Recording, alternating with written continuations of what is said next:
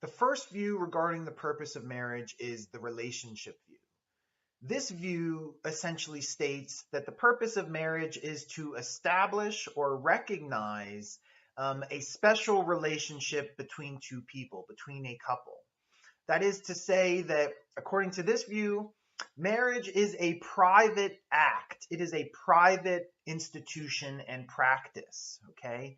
And it is ultimately the couple themselves that determine the reasons for their marriage and the reasons for their relationship overall. I like Gallagher's statement that, according to this view, marriage is for the couple and by the couple. Again, that just means that it is the couple themselves that define what their relationship and marriage are all about. Perhaps a similar idea to this, or an associated idea, would be that each individual member of society, each adult member of society, has a negative right, perhaps a fundamental right to non-interference regarding marriage and who they would choose to marry. Other members of society ought not interfere in who I choose to marry. That may be a similar idea that falls in line with the relationship view. The opposing view regarding the purpose of marriage is the reproduction view. And essentially, this view states that marriage is for reproduction, to produce offspring, to produce children.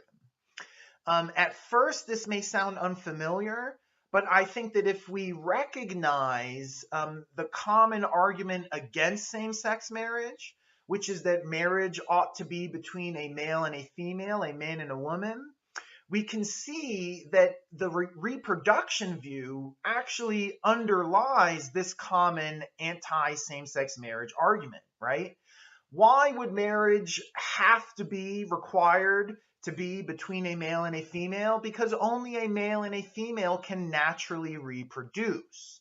Okay, so it seems that the reproduction view underlies opposition to same-sex marriage when that opposition is arguing that marriage should only be between a man and a woman, which is generally the opposition that's taken.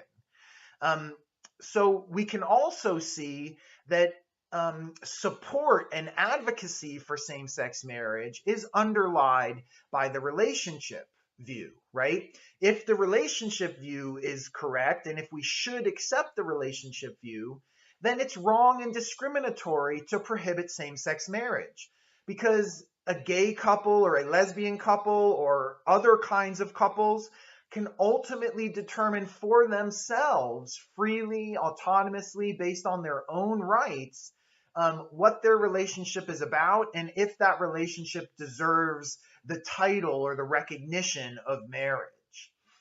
So I just wanted us to see that, these views really do form the foundations of the two sides of this debate. And I think it will be pretty clear that Evan Wolfson will take the relationship view and Maggie Gallagher will side with the reproduction view. And she will do that because her reasons for being against the relationship view are that basically accepting the relationship view will have significant negative consequences for society.